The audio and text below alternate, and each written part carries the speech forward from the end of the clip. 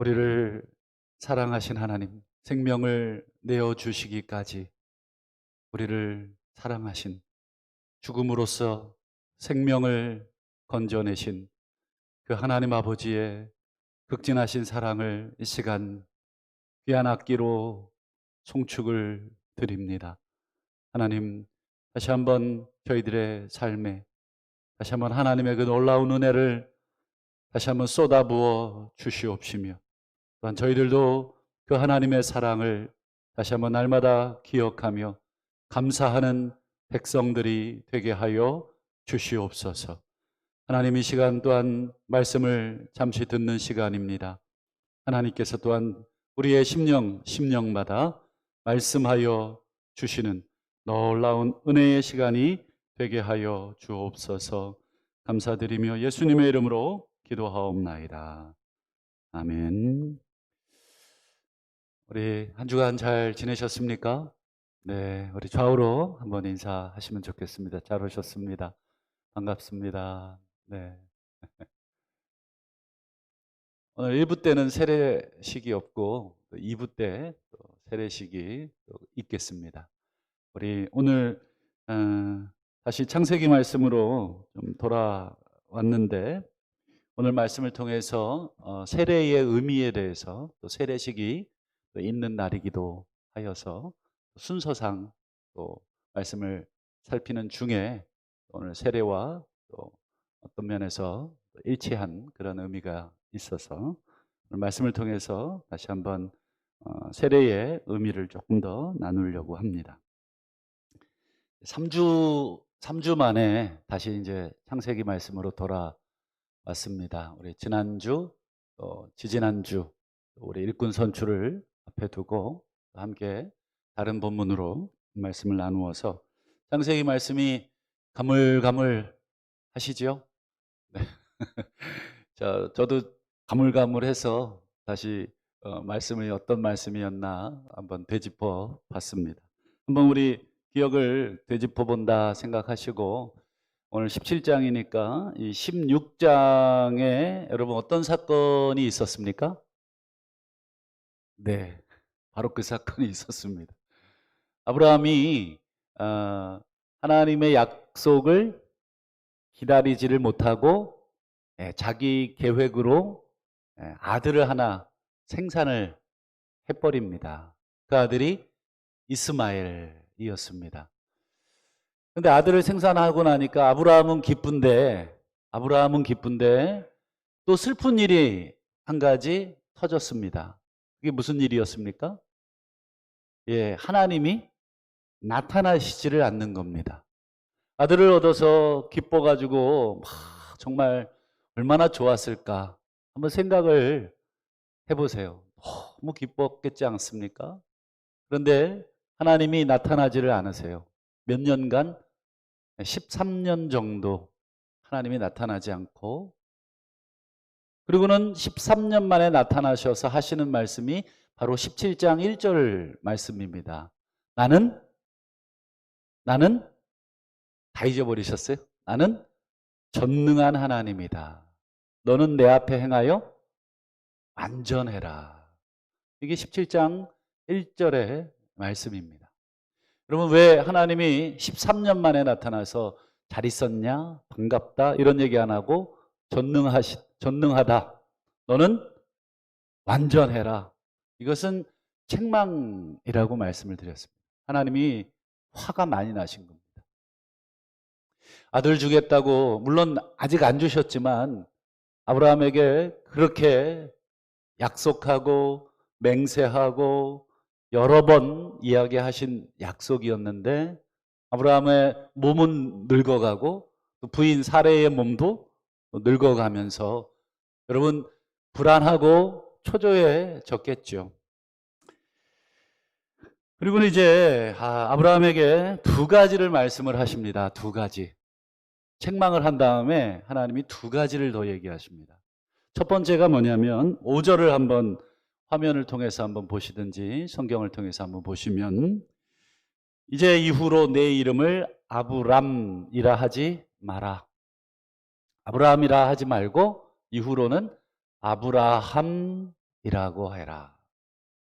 그러면서 그 이름의 설명을 해줍니다. 이는 내가 너를 여러 민족의 아버지로 삼겠다. 아브라함, 이 바뀐 이름, 아브라함이라는 이름의 뜻 자체가 여러 나라의 아버지란 뜻입니다. 아브라함, 그저 너는 한 가정의 그저 조상, 한 가정의 아버지가 아니라 이제 여러 나라, 아니 더 정확하게 말하면 모든 민족들의 아버지가 되게 하겠다. 하나님이 더 센 것을 아브라함에게 약속하신 거예요.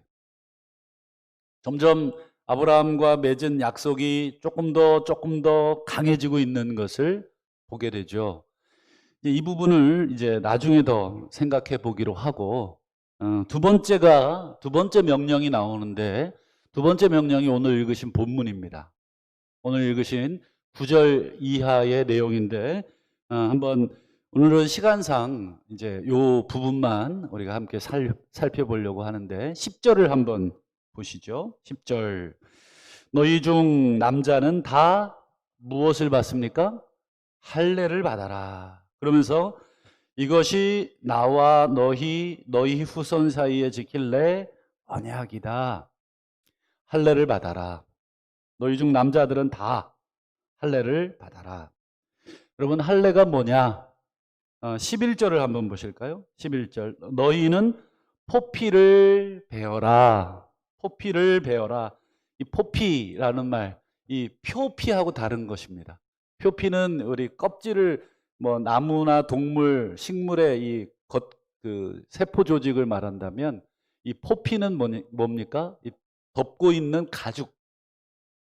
근데 여러분, 포피를 베어라. 근데 남자의 포피면 여러분, 생식기의 일부분을 잘라내라 라는 뜻입니다. 그러면서 하시는 말씀이 11절 끝에 보십시오.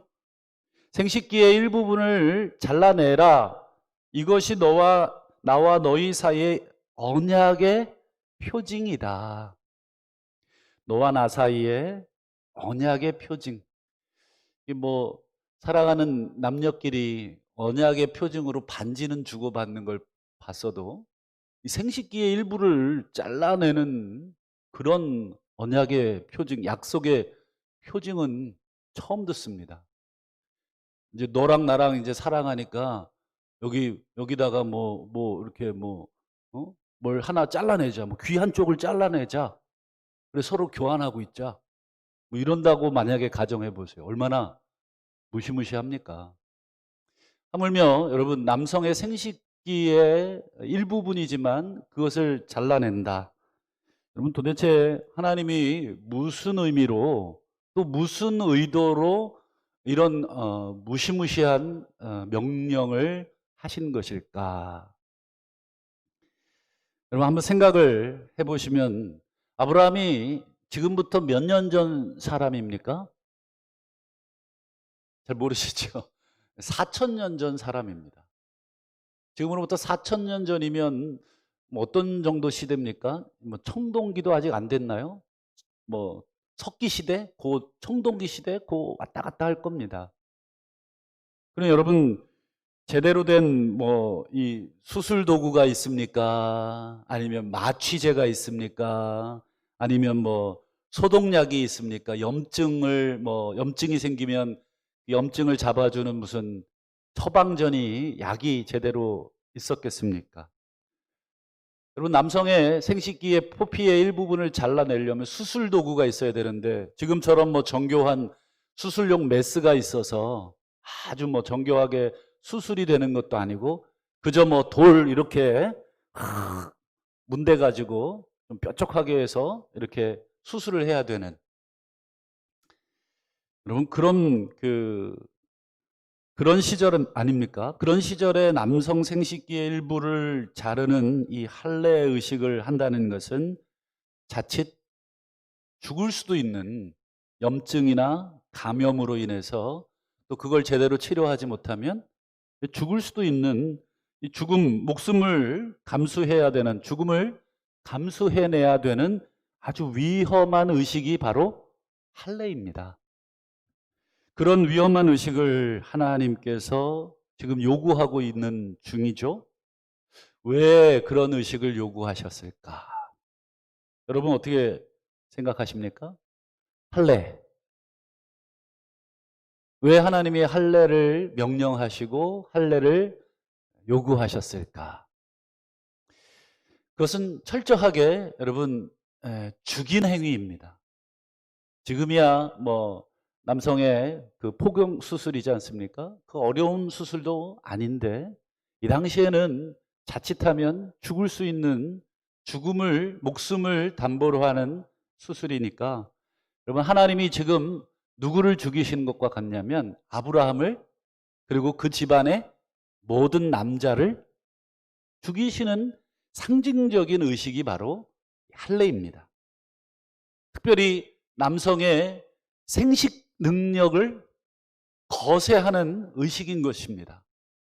일부분을 제거하는 것이지만 실제적으로는 남성의 후손을 이어갈 수 있는 생식 능력을 하나님이 지금 잘라내신 것이죠.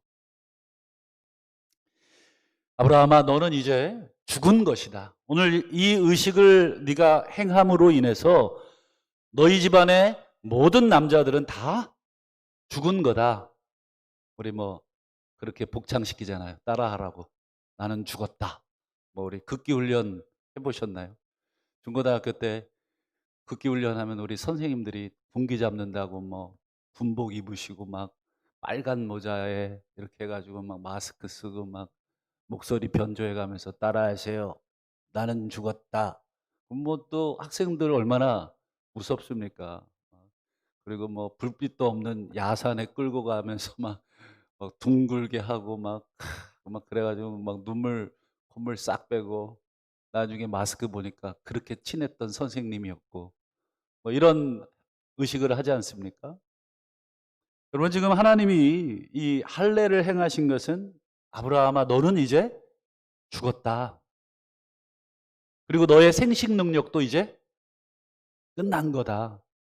네가 만약에 네 몸에서 자식을 낳는다면 후손을 낳는다면 이건 네 후손이 아니라 내 후손이다. 라고 하는 것을 하나님이 이제 몸에다가 우리 문신을 새기듯이 그렇게 새기는 것입니다. 아브라함이 여러분 화장실 갈 때마다 무슨 생각을 했겠습니까? 그렇죠. 나는 죽었다. 이제 우리 집안의 모든 남성들은 이 할례 의식을 통해서 하나님께서 죽이신 것이다. 이 생각을 하라고 그것을 복창하라고 하나님이 할례를 행하신 것입니다. 그러니 여러분 할례는 죽음을 상징하는 의식, 죽음을 상징하는 것 이게 할례입니다. 여러분 이 죽음을 상징하는 의식이 신약 시대에는 뭐가 있습니까? 그렇죠. 이제 오늘 우리가 2부 예배 때 진행하게 될 세례식이 죽음을 상징하는 의식입니다. 신약 성경에 보면 이 세례라고 하는 세례라고 하는 표현을 사용할 때마다 거의 항상 같이 나오는 표현이 하나 있습니다. 우리 골로새서 2장 12절만 한번 보시면 이 세례라고 하는 단어가 뭐와 함께 나옵니까? 너희가 세례로 그리스도와 함께 장사되고, 이 좋은 말로 장사지 그냥 생으로 얘기하면 뭐예요? 죽었고 이런 말이잖아요. 너희가 그리스도와 함께 세례로 죽은 거다.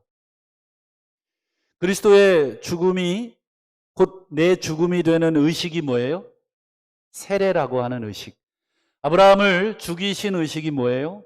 할례라고 하는 것을 통해서 아브라함을 죽이신 것처럼 오늘 신약시대의 성도들에게는 하나님이 세례를 받게 하심으로써 죽이시는 그 의식을 진행을 하는 것입니다. 그래서 여러분 우리가 세례를 다 받으셨죠? 아직 세례 안 받으신 분들은 이제 받으시면 되겠고, 여러분 세례를 받을 때 또 받는다면 여러분 어떤 마음으로 받아야 되냐면 나는 이제 죽었다. 나는 이제 죽었다라고 스스로 선포하는 것이고, 그리고 하나님도 나에게 너는 이제 죽었다라고 하는 그런 의미로 세례를 베푸는 것이죠. 좀 아쉬운 게 있습니다. 우리 장로교 전통에서는 이제 약식으로 이렇게 물을 머리에 뿌림으로써 세례식을 대신하죠. 그리고 이제 뭐 교회가 이제 성도들이 많아지다 보니까 그게 일일이 어렵습니다만, 원래 전통은 무엇입니까? 그렇죠. 물 속에 들어가는 것입니다. 제가 대학교 때 한번 요단강을 한번 간 적이 있는데, 거기 간 김에 제가 세례를 다시 한번 받았어야 되는데 하는 아쉬움이 있더라고요.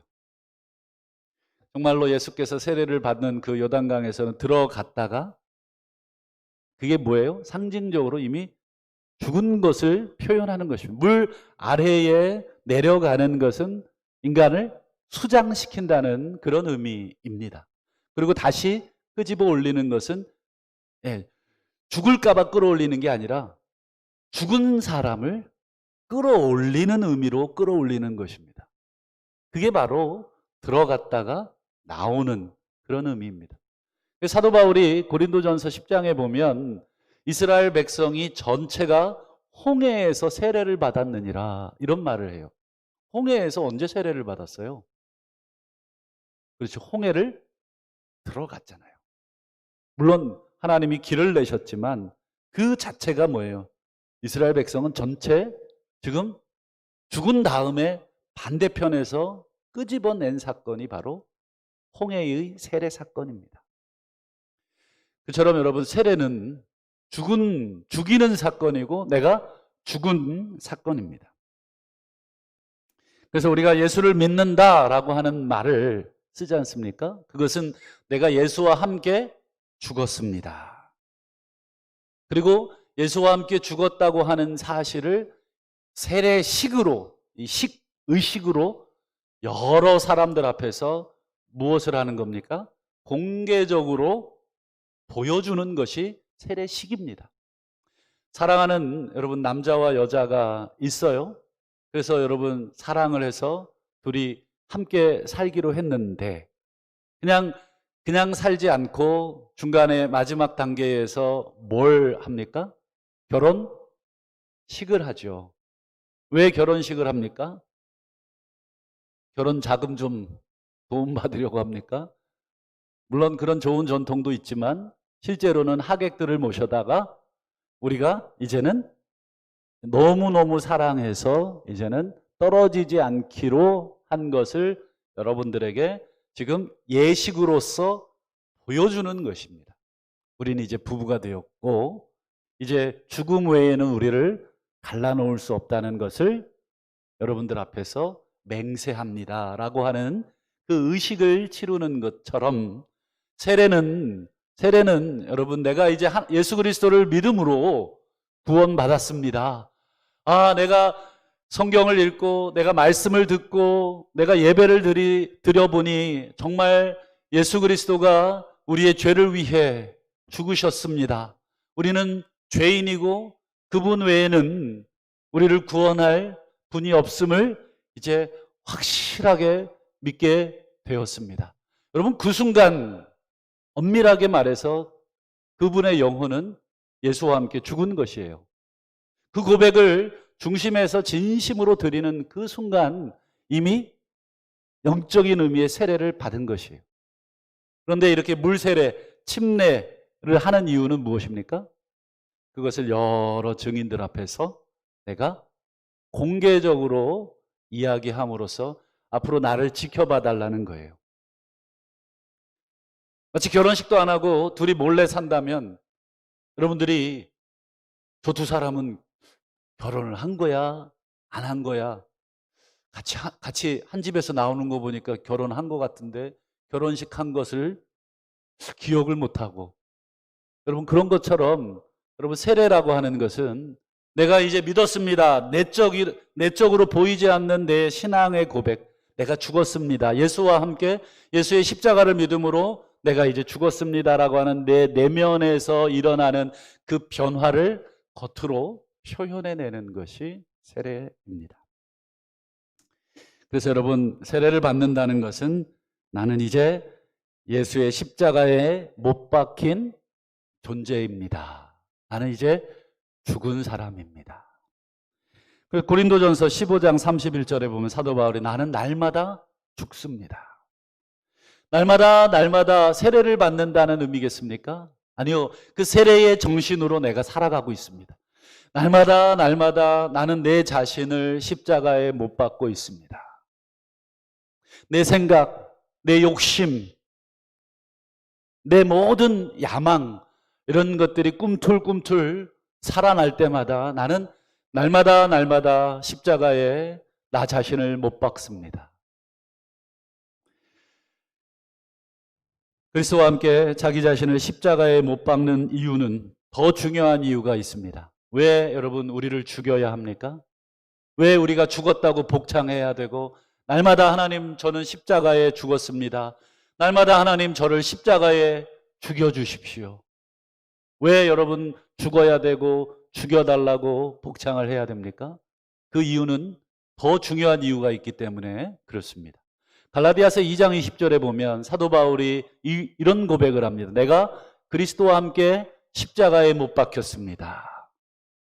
죽었습니다. 내가 예수와 함께 죽었습니다. 그런데 그 다음 이어지는 말씀이 뭐예요? 그런즉 이제 내가 사는 것은 죽었다가 새로운 생명으로 태어나서 사는 것은 그 뒤에 보시면 오직 내 안에 누가 사는 것입니까? 그리스도께서 사시는 것이기 때문입니다.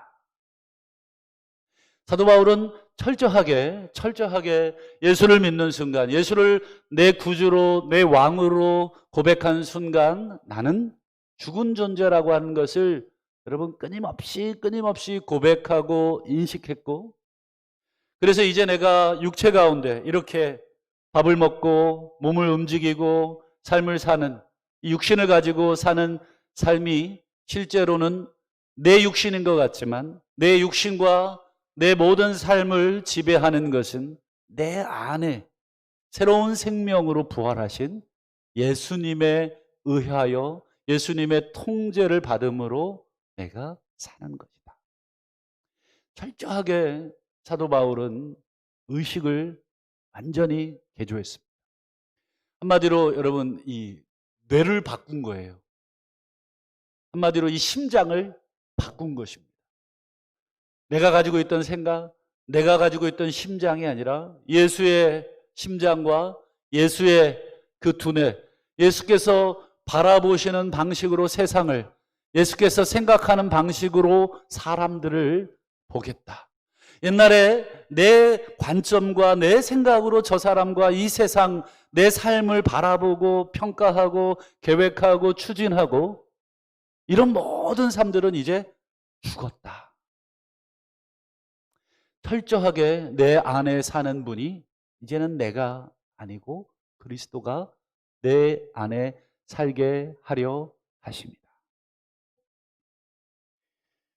더 놀라운 것은 여러분 우리를 죽이신 하나님, 그리고 우리가 죽어야 우리를 또 죽이신 하나님이 우리를 살리실 수 있다. 로마서 6장 8절을 보시면 만일 우리가 그리스도와 함께 죽었으면 또한 그와 함께 살 줄을 믿노니. 하나님이 우리를 살리셔서 우리가 새롭게 살게 될 줄을 믿는다. 여러분, 기독교의 진리는 죽어야만 사는 것입니다. 여전히 내가 죽지 않고 있기 때문에 내 안에 예수의 능력이 나타나지를 않는 것입니다. 내가 교회는 다니고 있는데, 내가 결혼은 했는데, 내가 세례는 받았는데 여전히 결혼한 사람의 삶을 살지 않고 있다면 결혼만 한 것이에요. 그냥 결혼식만 한 것입니다. 여러 하객들 모셔놓고 흉내만 낸 것입니다. 결혼했는데 일주일씩 뭐 집에 뭐 안 들어오고 싶으면 안 들어오고, 그저 다른 사람 만나서 실컷 놀다가 들어오고 싶으면 또 들어오고, 또 나가고 싶으면 나가고, 돈 벌어다가 주고 싶으면 주고, 미우면 안 주고, 자식들을 낳긴 낳았는데 키우고 싶으면 키우고, 키우기 싫으면 냉장고에 넣어놓고. 여러분, 이렇게 만약에 산다면 그 사람은 결혼한 사람입니까? 아닙니까? 글쎄요, 뭐 결혼을 했다고도 해야 되나요? 결혼한 사람이 아니라 그냥 결혼식 올려서 그냥 흉내낸 사람입니다. 우리가 예수 그리스도를 정말 믿었다면 여러분, 우리 생각하는 방식, 지난 한 주간 여러분 예수의 두뇌로 생각하셨습니까? 예수의 심장으로 숨을 쉬셨습니까? 내게 주어진 어떤 일들, 또 어떤 고난들, 여러분 어떤 방식으로 생각하셨습니까? 내가 생각하는 방식이 여전히 내 힘과 내 예전의 여러 가지 방식으로 여러분 이루어지고 있다면 다시 한번 진지하게 내가 죽었나?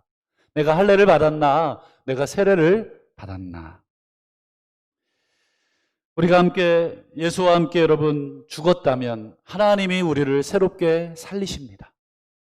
하나님이 살리신 그 사람은 하나님의 방식으로 살게 돼 있습니다. 여러분 골로새서 3장을 보십시오. 그러므로 너희가 그리스도와 함께 다시 살리심을 받았으면 위의 것을 찾아라. 위의 것을 생각하고 땅의 것을 생각하지 마라. 너희가 만약 결혼했다면 결혼한 유부남 유부녀의 삶을 살아라. 다시 옛날처럼 처녀총각 때에 혼자 살던 그 싱글 때의 삶을 생각하지 말아라 라고 하는 것과 똑같은 이치입니다. 여러분 우리가 정말 예수와 함께 죽고 예수와 함께 다시 살리심을 받았다면 여러분 우리의 생각이 위를 향하고 있느냐를 여러분 보시면 됩니다. 지난 한 주간 여러분 우리의 생각이 어디를 향해 있었습니까? 골로새서 3장 10절에 보십시오. 새 사람을 입었다. 이는 자기를 창조하신 이의 형상을 따라 지식에까지 새롭게 하심을 입은 사람이다. 지식에까지 모든 생각, 모든 판단, 보는 것, 느끼는 것, 말하는 것, 이 모든 게 완전히 새로운 형상을 입은 사람이 여러분 세례받은 사람, 예수를 믿은 사람, 예수와 함께 십자가에 못 박혔다고 내가 당당히 고백하고 여러 증인들 앞에서 세례를 받은 사람. 그래서 끊임없이 내 안에 예수의 생각과 내 생각이 충돌하여 내 생각이 예수의 생각을 이기는 것이 아니라 예수의 생각이 나를 사로잡을 수 있도록 내 삶을 내어주려고 애쓰고 사는 사람. 그게 바로 여러분 새 사람을 입은 사람의 모습입니다. 여러분 우리는 새 사람을 입은 사람들입니다. 내 안에 예수라고 하는 예수의 옷을 입은, 아니 예수를 입은 사실 예수의 사람입니다. 그럼 우리가 육신의 할례를 행하는 이유는 무엇입니까? 아브라함과 그의 후손이 육신의 할례를 받아라. 하나님께서 몸에 그 할례의 언약의 표징을 새긴 이유는 더 궁극적인 이유가 있습니다. 여러분 우리가 세례를 받고 더 나아가서 여러분 우리가 결혼식을 하는 이유가 무엇입니까? 왜 결혼합니까? 물어보면 거기에 대한 답을 하시면 세례를 왜 받는지 할례를 왜 받는지를 정확하게 알게 되지 않습니까? 여러분 결혼식 왜 하십니까? 이제 내가 이 사람을 위해서 살겠다. 이 사람과 함께 살겠다. 이 사람과 새로운 삶을 시작하겠다는 서약 아닙니까? 그게 결혼식입니다. 그렇게 못 살고 있을 뿐이지 실제로는 그런 의미로 우리가 결혼을 한 것이고 의식을 한 것입니다. 그럼 여러분 우리가 육신의 할례를 받는 것은 무엇입니까? 자랑하려고 그렇습니까? 아, 나 결혼한 사람이야. 반지 보여주면서 난 결혼했어 라고 하는 걸 자랑하려고 여러분 결혼 반지 끼고 다닙니까? 그게 아니겠죠. 이 결혼 반지를 끼고 있는 것은 이제 내 삶을 완전히 결혼한 사람처럼 바꾸겠다. 할례, 세례, 여러분 그것을 받는 이유는 더 궁극적으로 신명기 10장 16절에 보면 온전히 마음의 할례를 행하며 이렇게 되어 있습니다. 여러분 육신의 할례를 분명히 창세기 17장에 명령하셨지만 궁극적으로는 하나님이 원하시는 게 뭐예요? 마음의 가죽을 벗기는 것을 원하는 것입니다. 딱딱해진 이 마음의 가죽을 벗겨서 부들부들한 그 마음, 심장을 뛰지 않는 그 심장을 버리고 예수의 심장을, 하나님의 심장을 여러분 넣는 것, 그걸 원하시는 게 바로 외적인 할례를 우리에게 행하시는 목적이 되는 것입니다. 그래서 사도 바울은 우리에게 무엇이라고 얘기합니까? 너희는 마음을 새롭게 함으로 변화를 받아라. 이게 바로 마음의 할례를 명령한 로마서 12장의 말씀입니다. 여러분, 우리가 육신의 할례를 받았다고 구원받는 것 아닙니다. 우리가 세례를 받았다고 다 구원받는 것이 아닙니다. 우리가 구원받은 백성이 됐기에 할례를 받는 것이고 우리가 예수를 주로 고백하여 그분의 십자가의 공로를 우리가 믿고 그분 외에는 우리를 구원할 구세주가 없음을 믿기에 여러분 세례를 받는 것입니다. 내가 결혼을 해서 이 남자를 이 여자를 사랑하게 되는 것이 아니라 내가 이 여자를 이 남자를 사랑하게 돼서 결혼을 하는 것과 똑같은 이치입니다. 그러므로 여러분 우리가 세례를 받는 것, 우리가 할례를 받는 것, 이제 이후로 내가 하나님의 언약 백성, 구원 백성으로 살겠습니다. 몸부림치고 서약하는 의식이 바로 할례고 세례고 결혼이 되는 것입니다. 창세기 17장 14절 보면 여러분 우리가 하나님의 참된 백성으로 살지 않으면 백성 중에 끊어지게 될 것이다.